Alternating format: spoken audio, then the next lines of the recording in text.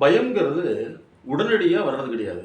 பயங்கிற வார்த்தைக்கு பின்னாடி நிறைய நிகழ்வுகள் இருக்கும், நிறைய பாதிப்புகள் இருக்கும், நிறைய அதிர்ச்சிகள் இருக்கும்.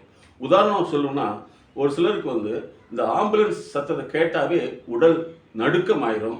அது மிகப்பெரிய ரத்த ஓட்டத்தை மாற்றும் அளவுக்கு பிளட் ப்ரெஷர் அதிகப்படுத்திடும். இதை போய் மற்றவங்கள்ட்ட சொன்னால், இதெல்லாம் நான் கேட்டுட்டு தானே இருக்கேன், நான் ரோட்டுக்கு முன்னாடி வேலை செஞ்சுட்ருக்கேன், ரோட்டுக்கு முன்னாடி வீடு இருக்குது, 1000 தடவை ஆம்புலன்ஸ் போகுது, நான்லாம் பாதிக்கிறது இல்லையே அப்படிம்பாங்க.